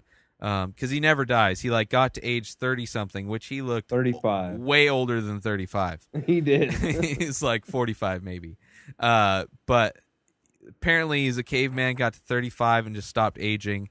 And so it's him kind of departing from this life he has in location X and just kind of getting his friends together, and he tells them, like, he just comes out with it, right? And then they don't believe him. So it gets into him explaining or proving that he is an actual caveman and that he lived through these crazy different times. Like he was it Van Gogh or some artist, I don't even remember the artist, gave him a painting, and how I don't know, it was really interesting. Like the premise is really cool, but the fucking writing was shitty. The acting was horrible. The sound quality was shitty. The video quality is so shitty. Everything about it is bad. It looks grainy. Everything about it makes it look like a shitty 90s after school special. But the premise is almost worth it. And there's like a religious kind of element in it, which was like, wow, that's a really cool idea of what they're. I guess we could spoil it because I wouldn't really recommend. Yeah, basically, no one else is gonna watch basically, it gets to a point where he says that he was one Jesus. of the one of the people in the group is very religious and stuff like that, and somehow it came up like the stories in the Bible. And then it kind of, somehow they're like, oh, were you in any of the stories? And the whole thing was he spent time in with the Buddha and learned the Buddha was like his teacher. And then he decided to go and kind of relay those teachings to these other people. And then it's a very interesting look on like a realistic explanation for that book. Or at least like the New Testament. So it was pretty fucking. That part was like, ooh, that's pretty interesting. Ooh, yeah, that was my ooh moment. But then I came and then I took a nap and then I finished it when I got back up. Like, oh, that's great. But yeah, not the greatest movie. Are you into movies? not the greatest. Like that premise. Like when all you have to recommend is the premise of the movie. really hard. Again, it was just one of those. I love to think about shit like that. Yeah. And it was one of those movies where I was like, holy shit. I Yeah. never thought of anything like that. It almost seemed like a really philosophical Ice House Chronicles remake shot by, some 90-year-old guy that really wanted to make a movie. With an iPhone. Yeah, with an iPhone, edited with an iPad. And, the movie wasn't that great, but the premise was cool. But anyway, Rob, you like movies? I do. Rob, do you like movies? What a great question. He's a real pro. Yeah. So you like movies, man? Since we've been talking about movies. Yeah, I like movies, but I like documentaries more. There's something about sitting there. I can't do it often. Yeah. Just sit for 2 hours and watch a movie, but, I watch a great documentary all the time. Yeah. Oh, I just watched Khmer. So Oh, dude, how was it? Good. Dan Hardy, I think, recommended it, right, on Rogan's podcast, which was, I fucking love that episode with Dan I've listened to it twice, man. Fucking awesome. Yeah, it's definitely, I met him at the Las Vegas, the MMA Expo or UFC Expo last summer. Met him like in a booth with him and some other fighters, and super nice guy there. But seeing him on the show and the transformation that he's going through, after doing ayahuasca and a bunch of other psychedelics is like, wow, like he is super interesting, man. I can't wait for that guy to be back on Rogan's podcast, but I think he mentioned it. It's good. The documentary Khmer is good. When I first started watching it, it reminded me kind of like a Borat type of thing, but taken more serious. Because it's this guy who goes to India and sees that there's a lot of fake gurus or in India, or like it's very easy to say you're a guru. So he kind of takes that mentality to Arizona, to like the suburbs of Arizona, and he is from Indian descent, even though he's from New Jersey. But he does the Indian accent, and he has the long hair and the beard, and it's kind of him seeing how people react to him as a fake guru, and then, but it's really interesting, like the arc of the story, and as far as like what he learns while doing it, and kind of seeing how people put labels and put people on pedestals when it's unnecessary a lot of times, or that people, like famous people or comedians or whatever, they think of people of these higher standards, but when in reality they're just normal people like us. Good documentary though. Yeah. Do you ever listen to Pete Holmes? You Made It Weird? No. I mean, I've listened to him when he's guests on podcasts, but I haven't listened to his podcast. His show is like, for me, it's up there with like Rogan's. It's a really, really good podcast. And he actually had that guy, I think it's pronounced Kumare. He had him on there like 2 episodes ago. Really? That's cool. You really got to listen to it. Okay, Pete Holmes. Yeah, it's a good documentary. It's a good documentary, but it's not like, and it had a lot of interesting shit, but it's not like a mind-blowing documentary. It's not like, I don't know. There's a lot more powerful documentaries out there. For sure. But when he explains it, though, when he explains what his goal was to do it, and what he got from it during the podcast with Pete, was really, really interesting. Oh yeah. Well, yeah. Now, yeah. I guess he kind of goes into it, and it changes as he did the documentary. And he found like a new respect for it and treated it differently. And even there was a point. I don't want to spoil it, but it's definitely, I actually want to watch that one. Yeah. Is that the Start Your Own Religion one? Kind of. It's the Kumari one that Dan Hardy. Yeah. It's not. He's not starting his own. He's becoming his own guru. He says he's a guru, so it's still like yoga, meditation, stuff like that. I keep seeing it on Netflix, but I've never. Yeah. Like, I just listened to the Dan Hardy Joe Rogan podcast today, so it's awesome, dude. Did you like it? Yeah. Yeah. Yeah, I really like that one. Were you a fan of Hardy before that? No. Yeah. Were you, Rob? Yeah, I actually was. he's a really cool dude from what I've seen in interviews, like on when it comes to fighting and stuff. Yeah. He portrays. I mean, he's not the biggest asshole in the fight game, but I mean, he kind of had not a mystique, but kind of a character that he did with his mohawk and everything. But it's cool to see how he's changed. Well, I'm just a huge Matt Brown fan, so. And they were supposed to fight instead of Justin Meehan. Well, yeah, but he explained why he couldn't. They won't let him fight. Yeah, no, I know. Yeah. So it's not like he pulled out of the fight. Yeah. But I'm just saying, like, going into that fight especially, because I knew Matt and everything, I would have just been like, yeah, fuck that guy. Oh, yeah, me too. Yeah, I was like, I don't care. That guy can go suck a dick. Yeah, Matt Brown can, I'm going to root for him no matter what. But I think they're on different paths, man. From what he was saying, if he even gets to fight again. But going back to the Matt Brown part, I'm just really proud of Matt Brown for winning that last fight. He's got a fight with Thiago Alves. Yeah. Which we couldn't figure out the last time. Oh, we did. You did, but I got confused. I thought you were talking about. I thought you said Matt Brown fought for a belt at one point. Yeah. But yeah, anyway. Yeah, man. Dan Hardy. That was a good episode. But you should check out that documentary, Keith.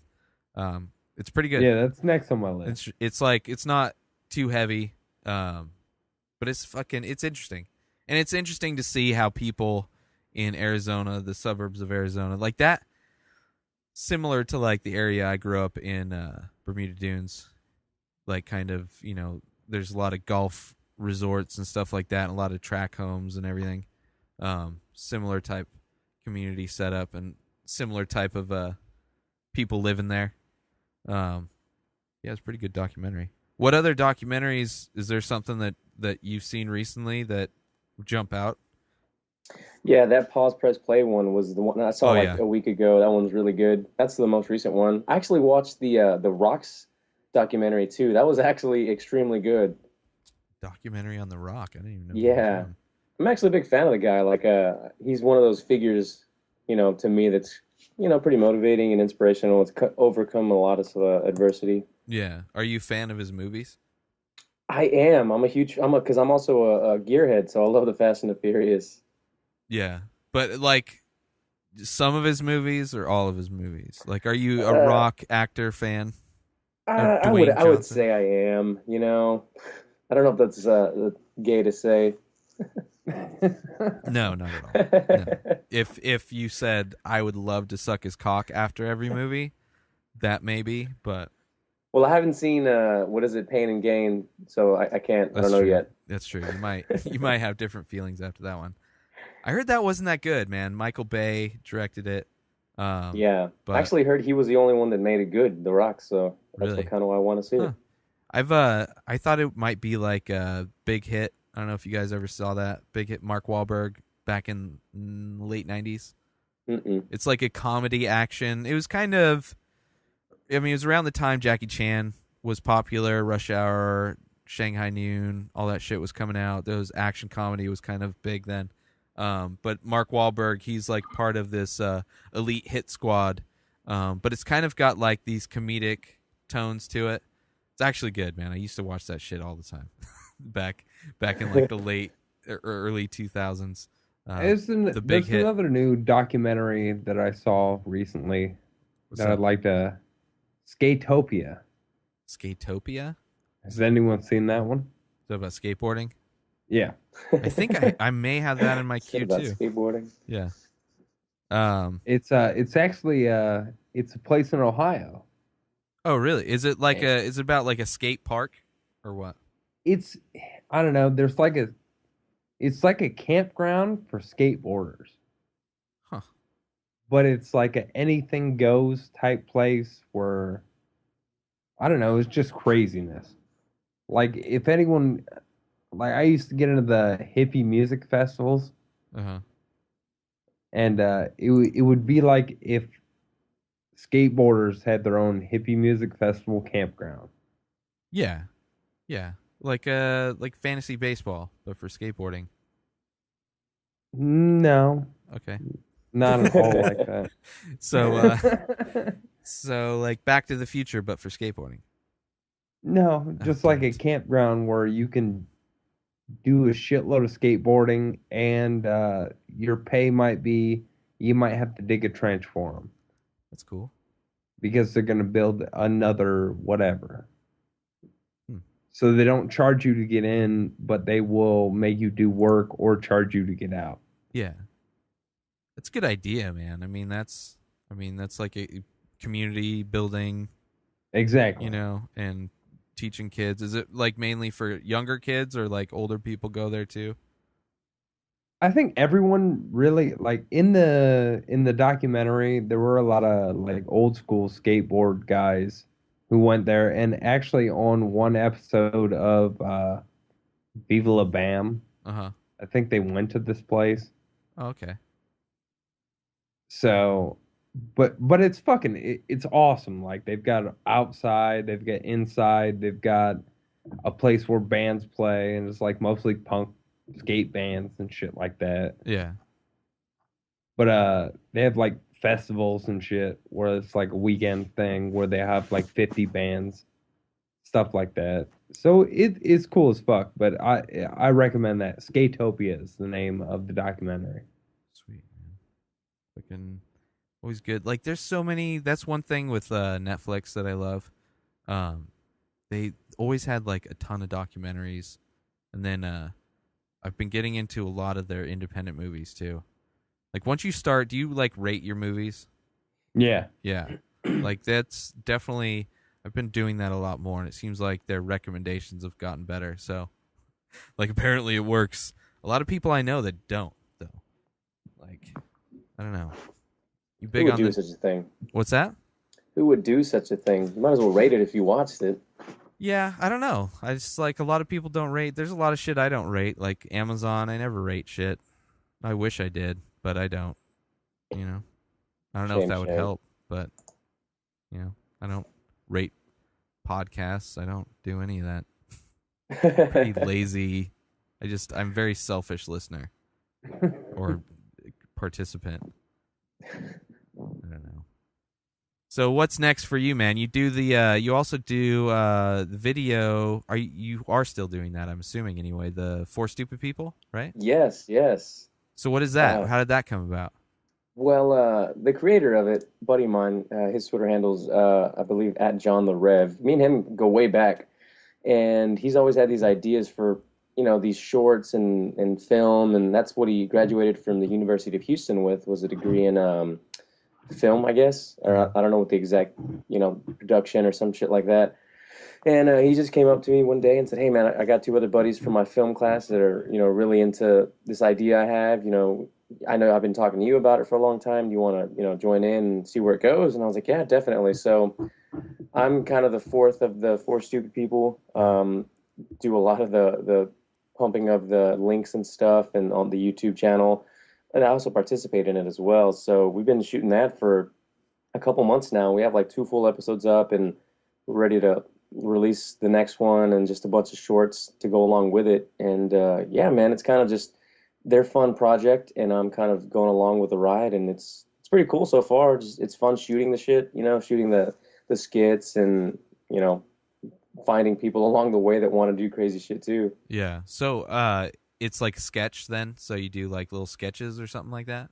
Yeah, he actually has it laid out where it has a story, and then like in between the sketches, there's like our own commercials, but like there are other skits that we also make. So like we have a condom one that's like breakaway condoms, we have like other like product placement, but it's like, you can imagine if you have breakaway condoms what the rest of them are like. Nice. So that's awesome, man. I need to check this out. I knew you were gonna do it, and I didn't. You've been talking about this for a while. Yeah, it progressively gets better. Like the first anything, like it kind of laying the foundation down. So if you can, I don't want to tell you what to do, but if you get drunk, maybe a little high, and you muscle through the first one to get the story down, the rest of it just progresses nicely. Sweet, dude. And where is that's on YouTube? Yeah, it's on the YouTube channel. It's at 4 Stupid People. Okay, sweet. Yeah, I'll have to check that out. Check it out, son. So, what did you want to do, like growing up? Like, I mean, what do you want to do now? That's a good question. Yeah. We've gotten so far off topic. Did you want to be a fireman, or did you want to be an actor, or did you want to be a talk radio host? I don't know, man. It's funny. I've actually been thinking about that for a while now. When I was younger, because when I was little, I really don't have a lot of memory of like young age. Like I never wanted to be an astronaut or a firefighter. That never came to mind. Mm-hmm. But as I got into like high school and stuff, I'd lost a lot of weight. Like as soon as when I became a freshman, I was a pretty heavy dude. Like I'm talking like 285 big. Jesus. Yeah. And if you've seen my avatar or whatever, I'm not 285 anymore. Sexy bitch now. Whoa. Buy me a drink first, sir. Oh, sorry. But I really became in love with like fitness and bodybuilding and stuff. So I always wanted to help others also, get fit and stuff and change their lives around. And I did. I trained youth athletes for a while, and I trained little kids, and I did work like that. And I was going to school for kinesiology, like a sports science degree. Mm-hmm. And I still love all that stuff, and I still participate in all that stuff. But as far as like career, it kind of like I guess Rogan says, like I had to think about it. Like, do I want to fight all my life, or do I want to train all my life? And it kind of just didn't. So I kind of came to that same conclusion one day. This was even before I came across Rogan. I was just like, yeah, I don't think I need to pursue this anymore. Like anybody can get a trainer certificate and become a personal trainer, Yeah. And if you really want to go, beyond that and shoot for like Arnold goals, which that's another dude that I really do kind of admire, or really admire actually, but it's kind of retarded to think you can pull it off, like the world of bodybuilding, the more you read and learn and watch about it, it's a pretty dark field. It's horrible. I was into that shit for a while too. Yeah. And like just the idea, like my friend who I worked out with was more into it than I did. Like he did a competition and everything. Mm-hmm. And the diet and everything, the sacrifice you go through is just so insane. and he did it natural. Yeah. So I can't imagine, like I knew being a gym rat for at least 3 years, like I met so many dudes who you just see where you're like, oh my God, that guy's fucking on something. Yeah. And then for sure. A few of the guys would admit to it.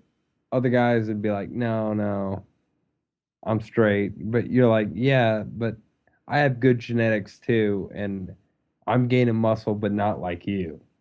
Yeah. Yeah, that's the thing. I don't, like, I wouldn't say I have good genetics at all, starting at a fucking nearly 300-pound kid. So it's harder for me, but it's been all natural. And now, like, I walk around usually at like 185 right now.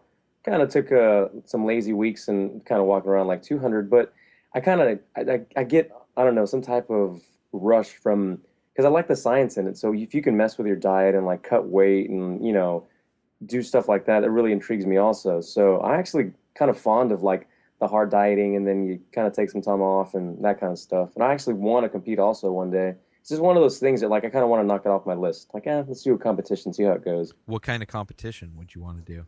Just like a fitness competition, do posing and like aesthetics type of competition, okay. Just proportions and stuff. Who's your favorite bodybuilder? I'd have to say Arnold, man. Like I do like some of the like even you're going ones. old school, but like, do you know any of the new guys? Yeah, actually I do. I mean, I still follow it. Like the bodybuilding.com editor-in-chief, Chris Gethin, like he's I look up to that dude as well. He's not like Arnold size, but he's a pretty big dude. There's a guy from the UK named Rob Riches who's a natural. He's like, 175, but this dude is like shredded and he looks like he weighs 200 pounds. And it's one of those fields. It's a real niche, field. Have you ever tried to get any of those guys on your show? I haven't. I'd want to. Like Lee Labrada, actually, his shop, his main place is in Spring. It's just on the other side of Houston. Uh-huh. So I want to go up there and just be like, hey, I want to talk to Lee Labrada. That'd be cool, man. Yeah, it would. And Dorian Yates and a lot of those old school guys are really, inspirational too. But those guys were just on another level. Yeah. Well, like I think right now Phil Heath is like, yeah, he's the 2-time Olympia, whatever. But like he's probably one of the best I've ever seen. Yeah, he was actually at a nutrition place here a couple weeks ago, and that dude, words can't describe how His big this man is. fucking arms are so big, Retarded. like sized arms. Yeah, if not bigger, man. It was insane. This guy, and this is his off season, so he's walking around at like, I don't know, 275, but like shredded 275 still. That's insane. Yeah, He doesn't have the chest that Cutler did, right. like the genetics for that. But I think a lot of that shit's synthol. Really? Yeah, And I never what's thought of just the that, but it way could he's be. blocked out so perfectly. Yeah. what's Like synthol? What is that? synthol is a injectable, like uh, I It's don't like a know how type to of describe. oil. Yeah, It's like it a Oh, just synthetic fills in your oil. muscles. Yeah. okay. It's like a shaping way to shape. Like Yeah. all right, Carrot Top.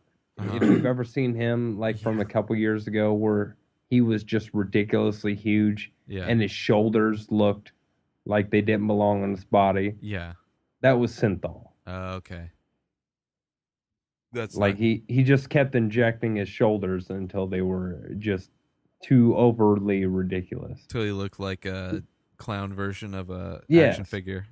Yeah. With the eyeliner and everything. Yeah. So you're into like the biohacking stuff, like a Tim Ferriss type of deal. I know you. Yeah, yeah. So how much do you? Because that shit interests me, but I just don't. I don't know. I don't know if I had the.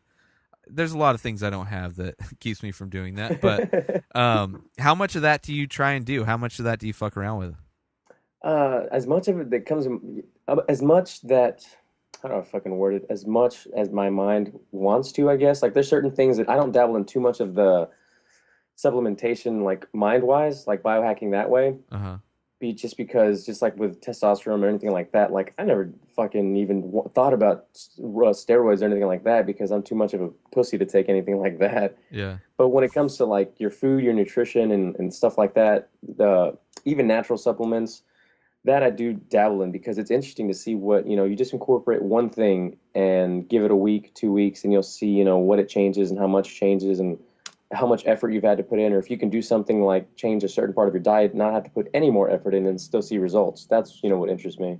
What's been like the craziest thing that you've done, like result wise? I don't know, like big result or just craziest result. Is there something that you've tried? When Tim Ferriss's 4 Hour Body first came out, Uh-huh. I really hit that for his slow carb diet hardcore. Yeah. And with that diet, it's like the first time, that was like a year ago that I was able to see abs, like get my body fat low enough so I can see abs. And I was like, wow, I'll be damned. Like, it really works if you stick to it. So when I listen to because I'm a fan of Mike Dolce too, Yeah. and it just goes from person to person, I'm not a believer that you can incorporate everything in your diet if you want to really be that lean or shredded. Yeah.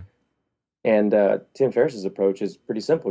It's that type of carb, your meats and your vegetables, and you leave the sugars out and the fruits and that kind of nonsense, and you get X results. And he's right, it will.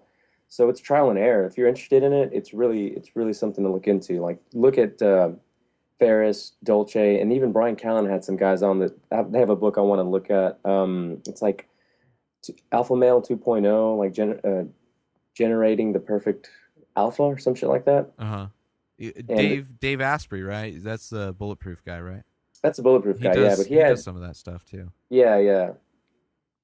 Yeah, it's like it's so interesting. I mean, it's as far as like from a geek's perspective, being able to manipulate technology to do as much as you can with it as possible, kind of Right. applying that to your body for once, is definitely like a cool idea. I don't know. For me, like I've done like Atkins and the the slow carb thing is very similar to that, both like the incorporation of like beans. Yeah. But it's very similar to the Atkins diet, but just a lot of the other stuff like Alpha Brain, just Alpha Brain on its in the Yes. other like nootropics from on it. Although I think the previous iteration of Alpha Brain is superior to the current. At least that's my thing with it. I think the old shit worked better, but I don't know. It's definitely interesting. Like I love it. Like it's cool to like with anything. You're trying something new to see any kind of change or any kind of result from it, like a noticeable result, is always cool. And being able to do something like where you actually think more clearly and like have more mental energy, and I don't know, it's kind of a weird thing, especially if you're able to notice it, because some people just don't pay enough attention to really notice a change. Yeah, a lot of dummies walking around. Yeah. Well, it's not even just dummies, but it's just people that, like, if you work a 9-to-5 job and you don't really have any hobbies or anything outside of that, you kind of just live, or you have a family, you just maybe don't have time for it. Like, you're not really challenged mentally. Most people aren't working in a normal job. So if you're never really challenged mentally a whole lot, then knowing when you have a spike in your mental capabilities is not as noticeable. Just because, I mean, it's like if you're just going through the day-to-day routine, noticing that your brain functions a little bit better isn't necessarily something I would think that would be as noticeable as somebody that does have to kind of stress their thinking capabilities. But I don't know. Yeah. Well, here's what I did next, actually. It leads into Alpha Brain also, because I'm a big fan of it. I do think also that the previous one was maybe a little stronger or worked better, but that could also, I don't know, that could be in our heads, Ray. I don't know. It could be, yeah. I don't know. There was noticeably difference.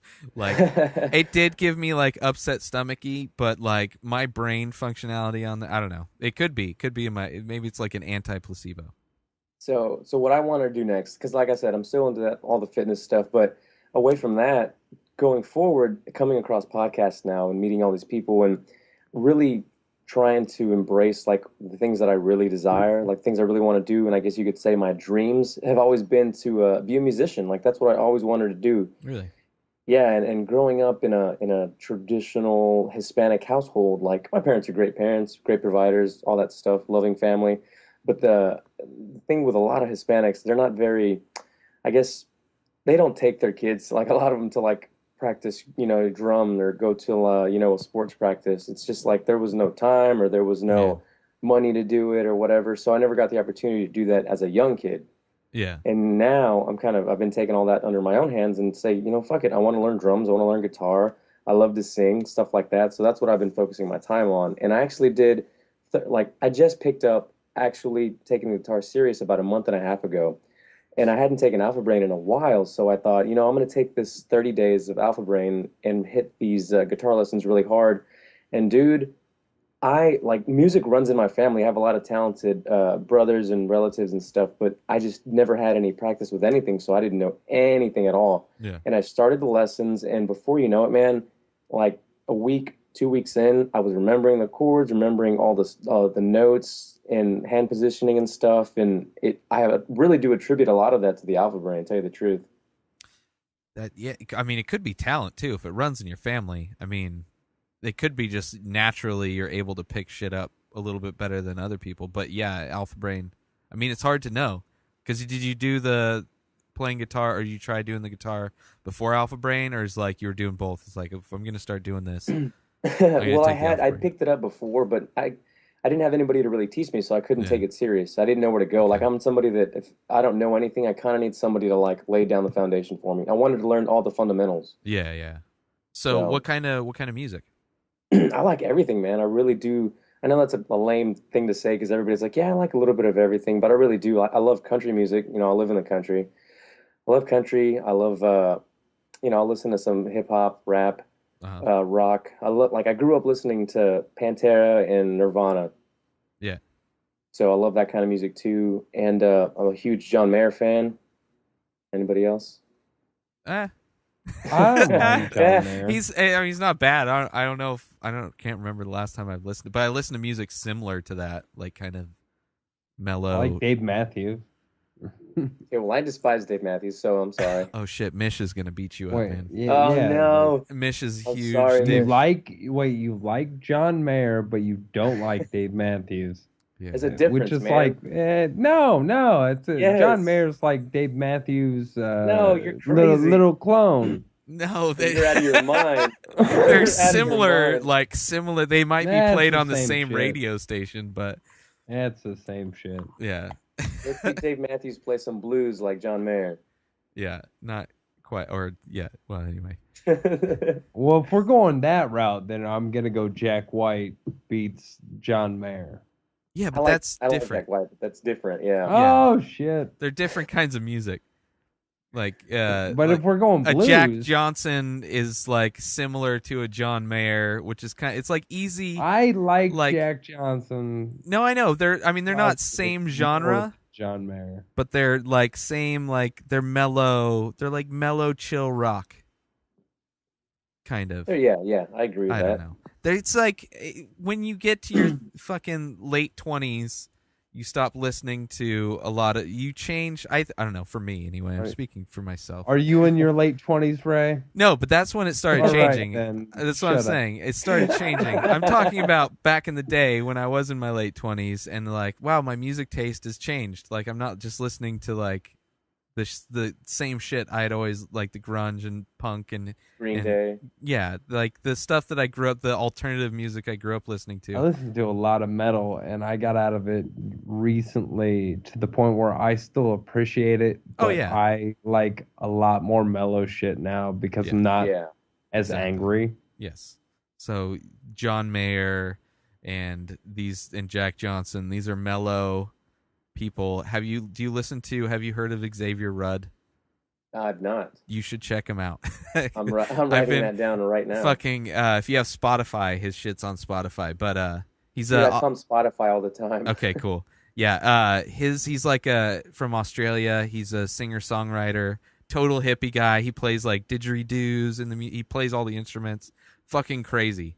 But he's like a mellow good. It's good music. I don't know. I've been trying to ever since I discovered him, which I don't really like using the term because I know I'm probably like 10 years late to discovering somebody. I try to because I've never heard of him before, so it's like maybe other people haven't either. But yeah, Xavier Rudd, good shit. Nice, man. I'll check it out. Yeah, but that's cool, man. So you guitar, drums, singing. Do you have a preference? Have you tried learning the drums? Yeah, drums were like my first one, like true desire. But and I'm okay, but I don't have a drum set. It's harder to like get a drum set that's actually worth a shit to practice on because that's something you have to like really beat on every day. Yeah. And a guitar is, a lot easier to practice with and to acquire and just having a room or whatever. But I also I don't know, a year after I started taking drum lessons, I picked up the guitar here recently, and singing was just one of the things that I'd also always really liked and didn't even think that was something I could do until I just kept hearing more people talk about, follow what you really want to do, hearing Rogan say everybody has that beacon that you're pulled towards, so try that. So I'd go do some karaoke nights with some buddies or whatever for fun, and getting more and more people to say hey man, great job on that song, or hey man, that was really good. Kind of one of those confident booster things. And yeah, that's one of the things I've been trying to develop now is just my voice. It's really, really interesting if you get somebody to, help you with that too. It's just like any other muscle. They lay it out and say, you want to make your arm, bigger and make your chest bigger, do something. You have to use your throat like a muscle too. Move it as you're singing with the words and your breaths and stuff. And you can really, everybody can make good sound with their voice for the most part. I would say 99% of people. Yeah. I think that's true with a lot of things. Like people that say they're not good at something just never really had the right teacher. I mean, part of it is somebody that knows how to train and teach and the right, the intro steps to get somebody to where they need to be. But when you're doing karaoke, what songs are you singing? What are your go-to songs for karaoke? Dude, Zach Brown for sure. Zach Brown. I don't even know who that is. That's some country. Is it? Yeah. Oh, well, that's why I don't know. I'm not a big country fan. Yeah, that's... Keith knows. I wouldn't know unless I worked in a place where I was forced to listen to country music. God, that would be... I can't... It's fucking horrible. Oh, you guys suck. It's there's some country that is okay. I would rather pierce my own dick with a fucking rusty screwdriver than listen to fucking country music. Note to self, 2 fans I will not have. So is that what you want to start doing, is country music? No, man. Like I love country. It's like, all right. No, that's like one of my favorite type of genres, and like his voice in particular. Not that I'm trying to sound like the guy, but I get that, hey, you kind of do that, just like him kind of thing. So that's cool, but I'll try everything. Like I can do like John. I can say I can do. I don't like saying that, but I do sing like John Mayer stuff, and there's other artists too where like I have a ability to kind of change my range. So there's this vocalist who I've liked for a long time. His name's Johnny Craig. He does great like singer-songwriter type stuff, and he used to be in a punkish kind of band, but like now he's more of a R&B type of singer, and he does the best Justin Timberlake Cry Me a River cover. Huh. And I love that. Sounds gay, I know, trust me. So a lot of people are like, really, Cry Me a River? Like, hey man, that shit is the shit to sing. Yeah, but it's when you're in karaoke, it's amazing. Like the shit when somebody's able to get up there and sing something well, it really doesn't matter what it is, because one, you've been hearing like people singing everything shitty. So like if anybody can get up there and sing something good, like fucking awesome. But at the same time, it's just just seeing anybody sing live seeing anybody do anything live is a different experience than not. So yeah, absolutely, man. When I hear, like, when I'm at a show, like Duncan's show, any comedy show, or watching live music, and I hear the crowd go wild for the artist or the comedian that's there, it puts a smile on my face. Like, I love the experience of seeing people really, be so excited to see somebody, whoever's walking on stage. Yeah, man. It's just an awesome. It's seeing something done on stage, like a live performance. It's you would think it's something that would have been dead a long time ago. Or people would like to make it seem like that when they complain when every old format dies. But live is never gonna die, and being able to see live performances of anything is fucking cool. Although I don't know if I'd like to see a live podcast performance. Some podcasters do that. I don't know if I'd want to see that. Maybe Doug Loves Movies. That'd be cool. Yeah, it'd be a fun one. But so what podcast do you listen to? I listen to a lot, man. Of course, Rogan is always, never miss that one. If I had to say a top three, it'd be Rogan's, You Made It Weird with Pete Holmes, and Your Mom's House. Wow, that's an interesting mix. I love Your Mom's House. Your Mom's House is fucking awesome. Always good. But I do love, like, I always listen to Brian Callen's, The Church, of course, Ari's, Fitzdog, Corolla. I like Allison Rosen's, Is Your New Best Friend, Dr. Drew's, and then some of the independent ones I like too, like Postal Poets when he puts one out, Potent Brew, You Guys, and I still have like Mish is on there, and I still listen to all those. I try to cycle all those in as much as I can too. Yeah, it's tough, man. It's so tough. Like so many podcasts. And then it's, you're introduced to new podcasts everywhere. Like, I know. Oh, dude, actually one of the guys that here was another one. One of the original questions you asked me was favorite episodes. I had done. I don't know if any of you listened to it, but S.J. Pellegrino. He's a reality TV producer in LA. Yes, I did listen to that one. Oh my God, man, his story was so good. That probably has to be in the top 5 also. Yeah. And me and him have stayed in touch. He's a really, really cool guy. Called me like last Monday, just out of the blue, like, hey man, just want to catch up. You got time? I was like, yeah. So we just chit chatted or whatever. But his podcast is really good too. He's had some pretty interesting people on there. It's Cherry Tree or something, right? Yeah, the Cherry Tree, which one of them was a singer, Megan Tonjes, who I had on my podcast too. Through him, got hooked up with her, and she's an awesome singer as well. So I had to have her on. And yeah, man, one of his buddies actually coincidentally lives in Houston. So the next Death Squad meetup that we do over here, he's gonna come out. He's a genius of a guy. Yeah, dude, that guy. And he's young, too, right? Well, you're pretty young, right? How old are you? Yeah, I'm 23. Yeah, Jesus Christ. Holy shit. Yeah. And he's young, too. He's like, you like your age? 23, 24? No. He's like, I want to say 28. Yeah, whatever. Same thing. Still, 20 isn't the beginning part of that. Jesus. Well, you make me feel very proud, young man. You make me feel very proud to see our generation after us going to make a great footprint on this earth. Well, before we move on, how old are you guys? Because I don't remember. I'm 32. Jesus. Yeah. I'll be 32 in a week. Really? A week? Jesus Christ. Well, the 20th. I should probably know something like that. second birthday or something. Whatever. I'll have to like. I don't even remember my parents' birthday. Well, what is that?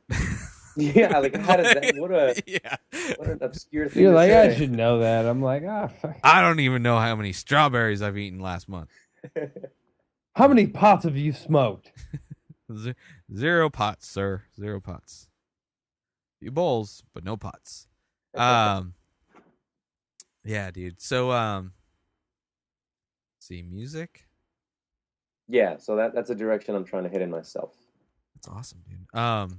So with podcasting, music, the thing, do you like acting? Were you interested in acting when you did the 4 Stupid People thing before that, or what? Yeah, I thought it was a cool thing to do. Like, I don't know. After a while, I just kind of stopped caring, I guess, what people thought. Like, I just came to the conclusion, like, so many people are critics, yet they're not doing anything. Yeah. And it was around the time that I started doing the podcast too. Luckily, like a couple of months before that, I just kind of got into that mindset, like, none of this really matters, And my buddy came with the idea of doing the show, so I thought, yeah, I thought that'd be kind of cool to do. I'd never been on camera really, but we'll learn as we go, I guess, and people will say what they will, and whatever, so be it. So we started shooting the show, and then I started doing the podcast, and it's funny to see people's reactions. Like, I'm sure you've come across this for the longest time, like, hey, when you first started, hey, I got this podcast, you should check it out. I had, so-and-so guest on. It was really interesting. And they'll just look at you like, yeah, okay, podcast, right, sure. Yeah. And you just kind of like, all right, they're not going to listen, or they don't even know what it is and have no interest. And that's just the way it's going to be. Some people will criticize it, and some people will embrace it with open arms.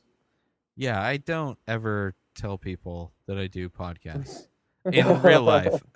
One, because it's like, well, like people at work, like I don't necessarily need my job knowing what I do. No, I agree with that. But like also, I mean, there's some people, like people I work with directly. I mean, Justin, I used to work with Justin. That's how I got him to be a co-host. I forced him with a gun to his head. Like, listen, this super soaker can blow your fucking brains out, man. But yeah, so I kind of don't like to talk just because I know it's going to be, one, they're not going to give a shit. 2, they're not going to know what the fuck a podcast is. And 3, even after I explain what a podcast is, they're not going to go. It's like I'm doing a lot of work for nothing. Yeah, yeah, dude, I feel you. But when it comes to like I would say the close circle of friends that I have. Oh yeah.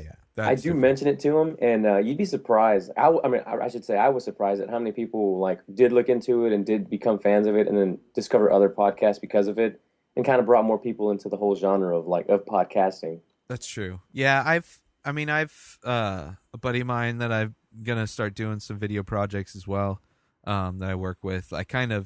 He finally watched an episode of The Naughty Show, and I think that hooked him. Nice. I was sending him like videos of like porn stars, massaging each other. So he's like, okay, I need to watch this every week. And then they're taking it 2 weeks off. So, but there's some people, like, it's just hard to know. Like, you kind of have to feel somebody out. I think, at least for me, I've kind of gotten to the point where I have to feel somebody out to see if they would even be receptive to a podcast. Some people don't. I mean, some people are so used to just watching TV and listening to the radio that listening to talk radio isn't, or if you were to describe it like that, doesn't really intrigue a lot of people. But maybe I just need new friends. yeah, that's one of those things that's not a bad idea, man. Yeah. I have a certain group of people that I'm really close to, and it's not because we've known each other forever that we are. It's because I always, and I tell them too, there's a lot of unrealized potential that I see in these individuals. They're hard workers, they're intelligent, and it seems like they could really do a lot if their minds were just a little more open. So having like Rogan's podcast, and that always like kind of gives the dull stare when I say what it's done for me, because they don't understand. But I try to articulate it in a way where they can hopefully get something from it, and just start listening to either him or mine or anybody else that I recommend, just to get newer ideas in their head.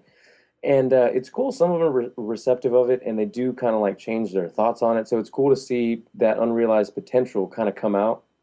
Yeah.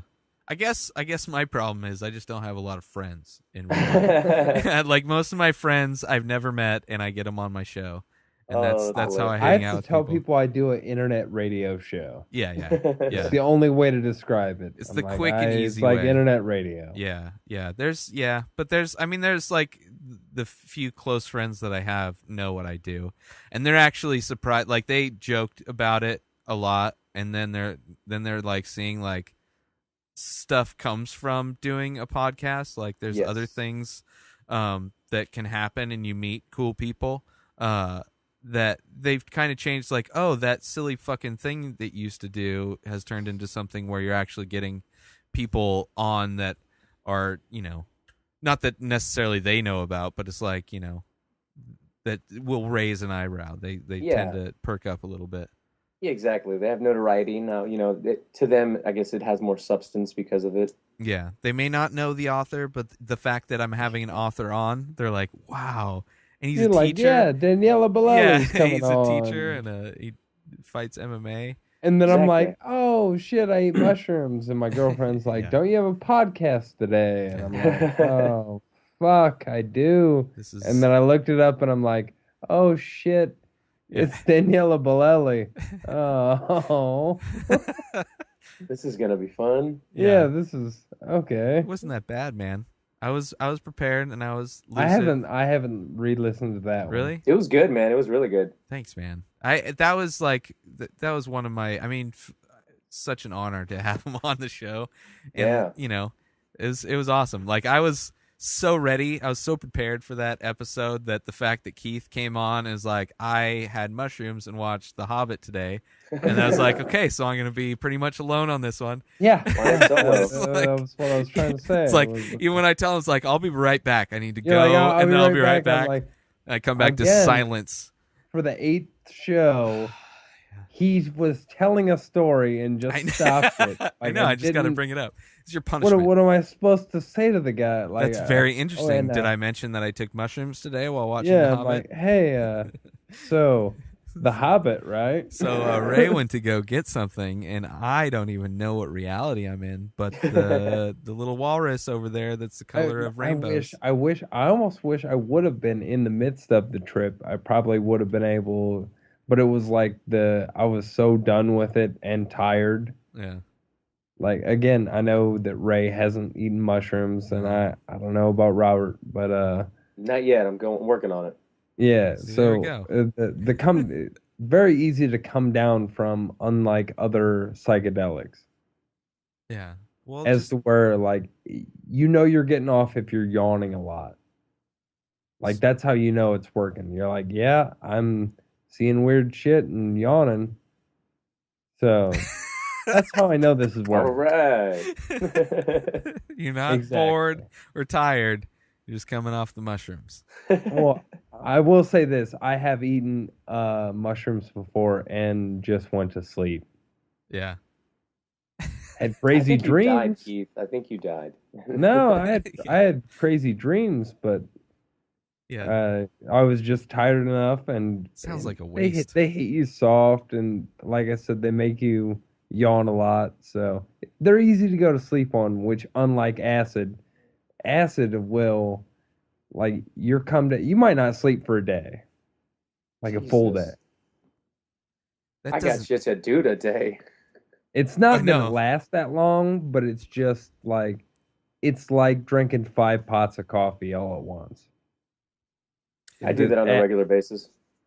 Yeah, I drink a lot of coffee too, but it's just it's that heart racing. Yeah, I might have a heart attack soon, but I might have that last cup. So that's the feeling of acid. Yeah, that doesn't sound appealing as opposed to the easily could sleep off of mushrooms. Yeah. But I don't know where I was going with this, but I ate mushrooms and I talked to Daniela Bellelli. Well, you did a good job. Yeah. Yeah, could have been like way worse. But it was good. It's like that was like one of my when I was asked what my favorite podcast was, I hadn't done that one yet. But after doing that one, I don't think technically like production quality wise or anything like that was the best quality podcast I've done, but for me that was the one I enjoyed doing the most. Just because, talking to Daniela Bellelli, fucking accent. Eddie is just the as cool intelligent. and I'm so he's glad awesome, that dude. he was just on the Rogan podcast like a week after. Yeah. And he is talking shit about his shirt. I'm like, oh, that's so mean, Rogan. Oh man. Yeah. It's cool though, man. Podcasting. It's crazy how like none of us would have known each other if not for Rogan podcasts or the fact that we do podcasts ourselves. Yeah, man. So it's undescribable. You just kind of got to do it. You kind of got to dive in to listen or dive in to do it to really experience it. yeah. It's kind of like anything, man. It's like when you think about all the steps that are required to do anything, like anything important, that's usually what turns people off because they're thinking about all the different steps rather than just like, okay, what's the first thing I should do?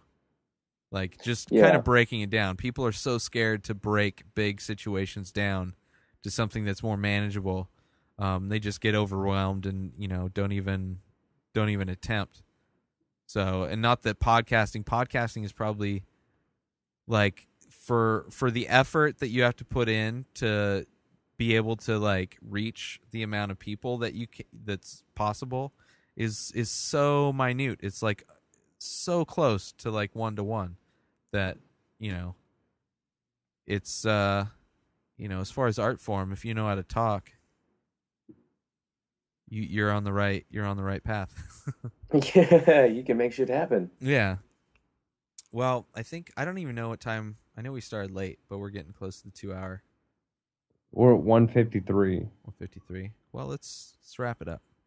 Let's wrap this shit up, man. Wrap it up. Before we do, what car did you get? What car did you get? You were going to say that, but we got distracted. Oh, I got the Scion XD. Ah, yeah, nice. I ended up looking. Back to the blog that you sent me. They had like the Honda Fit, Subaru. I think it was like Mazda or a Nissan or something. I don't know.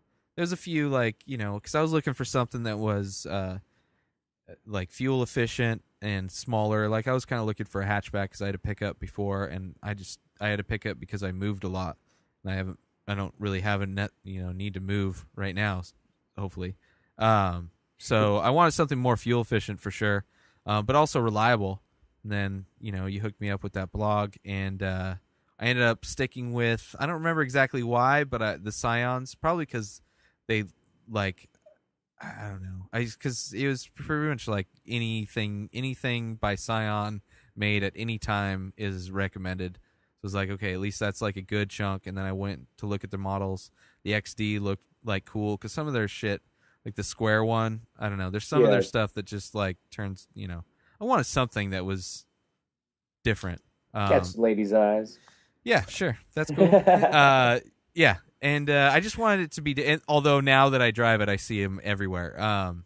But I went with the XD. It was, I forget the year.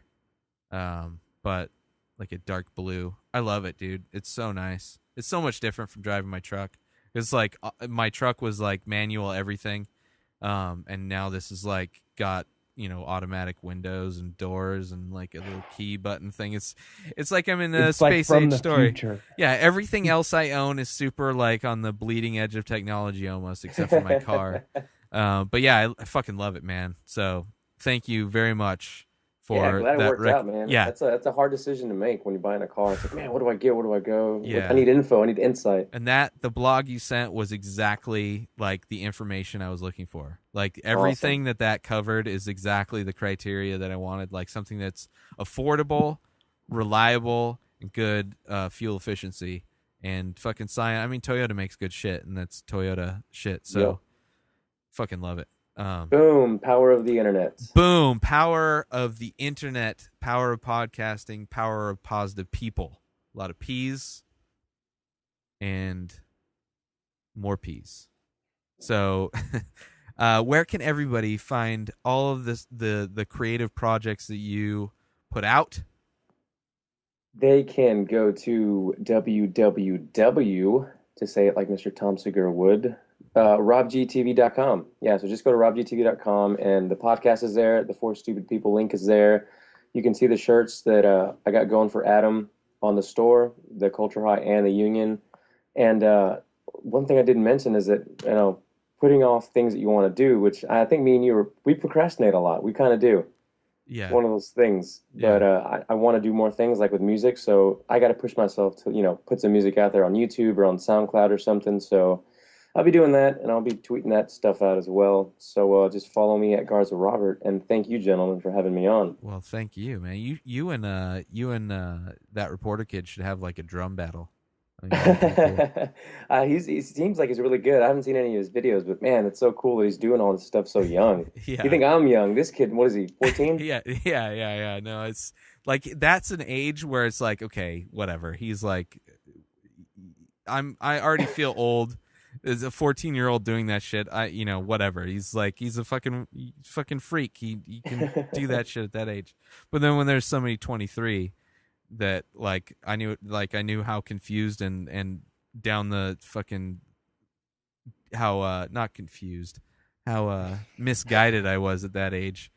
Yeah. To be as put together as yourself is makes me feel worse. So you make me feel... idea how many drugs I was doing when I was your age. Yeah, I wasn't doing any drugs, but I was drinking a lot. So regardless, I wasn't into as many amazing things as you are, sir. So, and it's fucking awesome to finally get you. I know we tried to get on each other's shit. We've been trying to do it for a while. Yeah. So, and we'll have to get you back on again, because it's fun, man. Absolutely. Yeah, we can definitely go longer. We can go another 2 hours if you wanted. So next time you want, man, you just let me know. For sure. And yeah, check out his shit and fucking Squarespace, right?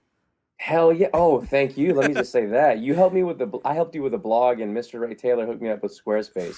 The best thing you could possibly use for building your website. That website is, or that service is, like, they've added a lot of shit. Like when I started using them, podcasting you couldn't host shit.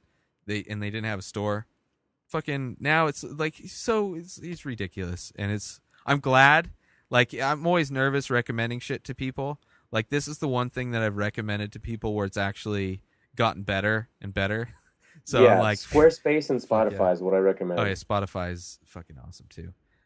So, yeah, thank you. At Garza Robert on Twitter, because he flips that shit around like Reynolds Gareth. That's how I do it. That's right. You two are two peas in a pod. A jumping Mexican bean, jumping bean Mexican, whatever. Anyway. Keith, where can people find you on the internet? Twitter, Keith Spurlock 1, YouTube, InspiredDisorder.com, Inspired Disorder Collective, Facebook, And check out his comedy. I've seen some of your stuff, dude. It's funny. Yeah, the only shit that I posted were my first 3 sets ever, and I hate them so much now. No, that's not the attitude you need. Come on. No, like I feel like the shit that I've got now is so much better. Yeah, sweet. That'd be like going back to your first podcast and listening to the first time you ever did a podcast. That's I couldn't do that. Sucked too. Yeah, I couldn't do that. Sweet. Yeah. At Ray Taylor, and use coupon code INSPIRED if you go to inspiredstore.com and buy anything there. You'll save 10%. And also help support this podcast. Also, go to hashtagshows.com if you're a fan of any stand-up comedians like we all are. Keith and Robert, both fans, all fans. We come from a group of fans of Death Squad comedians.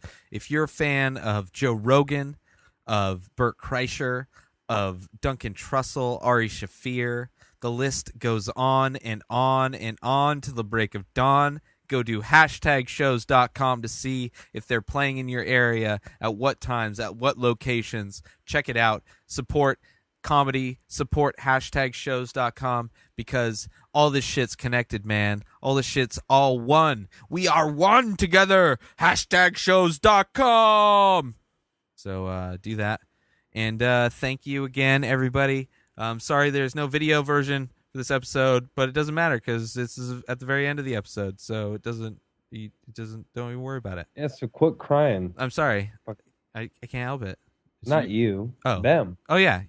Shut the fuck up, right? Little... Yeah. No, I'm crying. Did you see my tears? All right, everybody. Peace out.